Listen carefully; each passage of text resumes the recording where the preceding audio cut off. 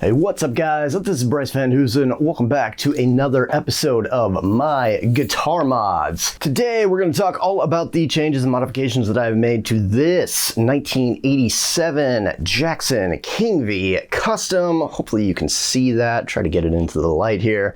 But yeah, I did a video on this a few months ago in kind of its stock formation, so check out the card above if you want to see that. Before we get into it, if you want to support the channel, then hit those affiliate links in the description below. I have a link with Zounds. I'm now a Zounds affiliate, so if you happen to get anything there using my affiliate link, I'll get a small commission, and it really helps out here, so I greatly appreciate that. You know, if you're broke and have bad credit like me, you could take advantage of Zounds 6 or 12-month payment plans with no credit check. Yes, always nice. I know that I have definitely taken advantage of that a few times in the past, so it really makes a difference. Zounds is awesome. If you want to get anything to mod your guitar, definitely visit their site. Use my affiliate link. Hint, hint, wink, wink. And yeah, get yourself something nice. If you're truly broke, but you still want to support me in doing what I do, fear not. If you click that link down below for a free 2-week trial to guitartricks.com, I'll make a small commission and you'll pay absolutely nothing. It truly is a win-win-win situation. Or you can like, subscribe, share the video. Sharing is caring, as they say. It really makes a world of difference. So know that I appreciate it very much. All right, so with that out of the way, let's talk about the changes that I made to this 1987 Jackson Custom Shop King V. Now you might be asking yourself, why would you make any sort of modifications to a custom instrument from 1987, something that's vintage no less? Well, the simple answer is because it's my guitar, and I did actually buy this with the intention of, you know, taking it back out on the road and using it in a live sort of situation. So there are some things that are kind of non-negotiable for me on an instrument. And yeah, we'll go through them here. So first off, starting at the headstock, I've installed the Godo locking tuners, which you might be asking yourself, why locking tuners on a guitar with a locking nut? And the answer is pure laziness. It's way easier to restring an instrument with locking tuners than it is with the non-locking tuners. So, you know, that extra 5 minutes that I save before a show, something like that, you know, I can go get a coffee, whatever. Also added the tools to the back, didn't have any of those. So, you know, if you're on stage and need to make a quick retune, it's nice to just have something up there and kind of pop it down, and there you go. Somebody is cutting a tree down outside, so yeah, hopefully that's not too distracting. So moving on to the nut, this is indeed the biggest change that I made to this guitar, and shout out to Eastside Guitar Repair here in Portland, Oregon for doing this for me.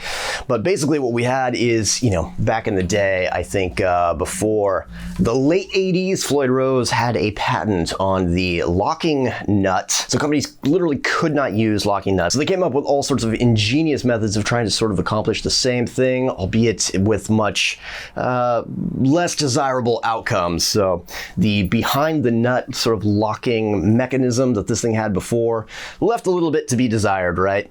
The idea of the locking nut is that you want to eliminate as many points of friction as possible. The nut is kind of one of the bigger points of friction. If you ever use like a Strat or a traditional style tremolo, that kind of thing without a locking nut, you know that, you know, those things tend to bind. So putting the lock behind the nut, but also keeping the thing that sort of binds the strings, it's just, it's a mess. So Ed Ryan over at Eastside, take that off. Basically what he had to do is he had to add a bit of a wood shim in here to get this thing to sit flat. And we added the lock and roll, the USA made lock and roll compensated Floyd Rose nut. Check those guys out. Yeah, makes a huge difference. And yeah, that completely changed the playability of this guitar and made it stay in tune much better. And then the vanity truss rod cover that says custom, so that, you know, this is a custom instrument. This is before the days that they put the custom shop stuff on the headstock, since Jackson was entirely custom shop back then, so it was just implied that it was all custom. But now, since they have import guitars, etc., I added the truss rod cover. I forgot to mention that I actually designed the truss rod cover and intended it to be sort of the companion or sister guitar of my 2011 made in Japan Jackson Elite King V. So both of these kind of have the old English series name on the truss rod. Yeah, totally nerdy, but pretty cool, I think. And this was made by Frets on the Net, who've also made some other parts for this guitar and some of the other parts on some of my other guitars as well. So yeah, if you need custom parts, truss rod covers, pickup rings, pick guards, whatever, I really recommend Frets on the Net. Frets on the Net. They do this really cool anodized aluminum sort of material that I think looks really sweet. So it also matches the the back plates, that sort of thing. Okay, moving on to the pickups. I have dual EMG 81s in this bad boy here. I did want to kind of keep the same look, right? So this came with the original Jackson pickups. They were pretty low output, honestly. Not a huge fan of those. I know that Alexi Laiho made them work for the early Children of Bodom stuff, using the active preamp that Jackson also made back in the day. This didn't come with that, so it left a little bit to be desired. So EMG 81, honestly, I went through kind of a lot of pickups with this thing to try to figure out sort of what was going to be the ones that sort of stayed in it. I did 81, 85. I did a combination of like 81 retroactive Fat 55, Fat 55s all around. And yeah, the 81, the dual 81s kind of is what I stuck with.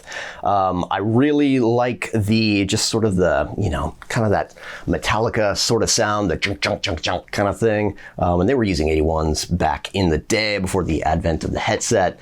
And then also putting the 81 in the neck is a really nice, it has kind of a really sort of high output, smooth sound to it, so it's really good for the wheedly kind of shred sort of stuff. And then custom pickup rings, because the Jackson pickups that came with this originally were oversized, so the EMGs kind of fit a little bit, weird in there. So Frets on the Net made these, and they custom fit them to fit the EMGs, so there wouldn't be any space really around the pickups.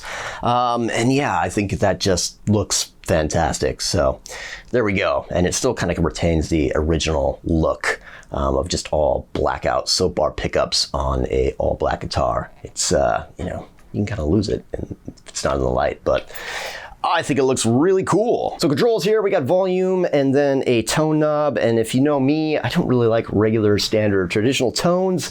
So what I have in here is the EMG, the RPC, which is a low cut, high boost. And I put that on the neck pickup. And when you turn it all the way on, it sort of simulates the sound of a single coil pickup, and then turn it down and it's back to humbucker. So why I like this versus using a push-pull pot is that, well, push-pull pots, they can be kind of, hard to use in the middle of a set, before a song, or before a solo, whatever. This is it's just kind of easy, and, you just turn it on, turn it off, whatever. But it also keeps the output the same, so you don't have that dip in output like you do when you go to kind of a single coil sound, a single coil sort of pickup. So it keeps the outputs nice and even. You can switch to your neck pickup. It has that kind of single coil vibe, but with the same output. So, don't have to do anything extra with the pedal board to kind of get a boost there. So great for soloing. We got a three-way switch here. That is the same. And then the tremolo, I left the Schaller tremolo that it came with here. This is the old school version 1 tremolo with the short little kind of barrel string lock screws that come with it. I like that because this isn't a recessed bridge or anything like that, so it leaves maximum area for it to sort of pull up without having extra stuff out here that might otherwise hit and damage the body. So I can pull all the way back without necessarily having the bridge come in contact with the body. Instead, the block just touches the inside there, and it stops. So there you go. I did change the standard bar that came with it to a push-in bar. Wow, I like these things on there, pretty tight. So there you go. Push-in Floyd Rose bar. That's a pretty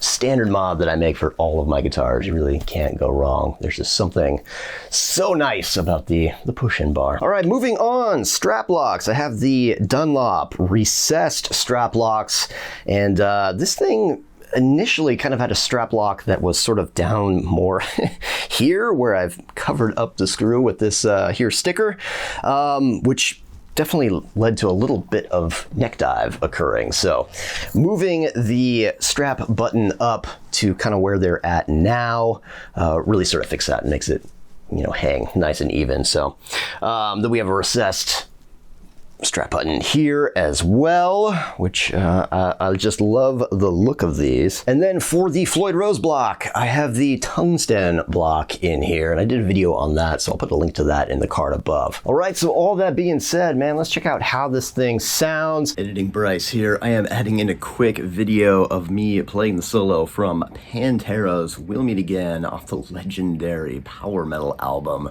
using this here guitar. Whoa, there it is. Because I think it turned out pretty sick, so it gives you a good idea of what that thing sounds like in a sort of lead context.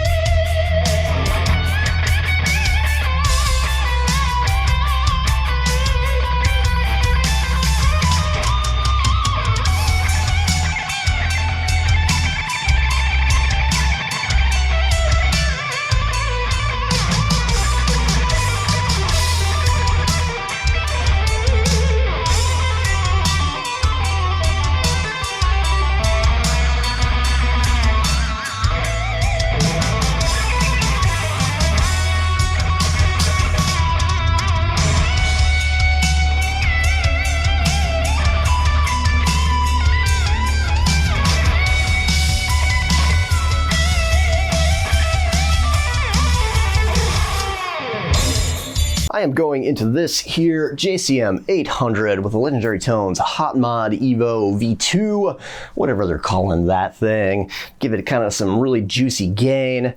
I'm also hitting the front end of the JCM 800 with an Obsidian Audio Devil Overdrive, which is currently my favorite overdrive pedal. Going into a Boss chorus ensemble, and then also tamping down some of the sound because this thing, or some of the level rather, because this thing is loud with the Fryette Power Station. You can get a bunch of the stuff on Sounds using my affiliate link. Wow, you guys are gonna get sick of hearing me say that, but it's true. All right, so this thing sounds like this. Tune 2, drop C here.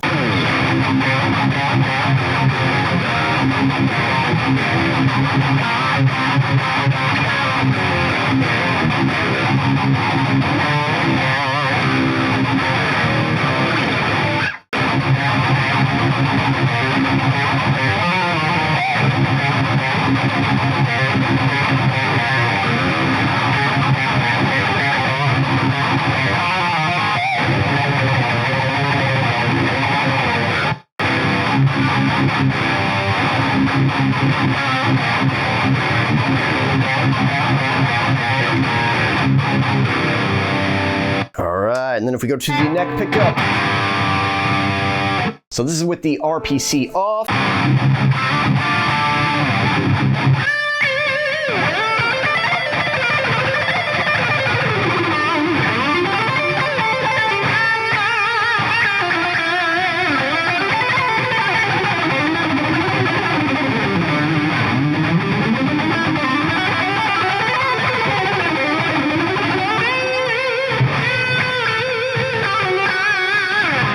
All right, and if we turn the RPC on,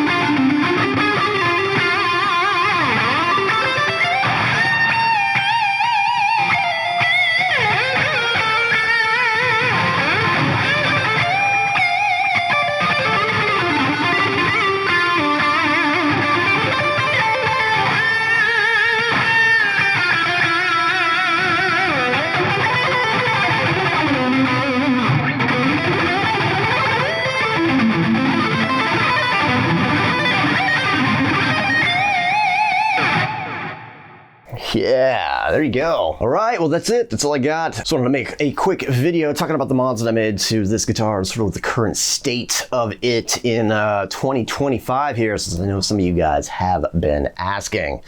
Let me know what you think. Should I just left this thing alone? Yeah, maybe. You know, it's always a thought that's in the back of your mind whenever you're modding guitars. And also let me know what your non-negotiables are anytime you get a new guitar. Are there things that you have to have? Do you change the guitar to sort of suit your needs, or do you just kind of buy what you want from the beginning? That's probably a smarter way to do things, if I'm being completely honest. Anyway, thanks for watching. I'm Bryce Van Hoosen. Hit those affiliate links in the description below, and I will see you again very soon.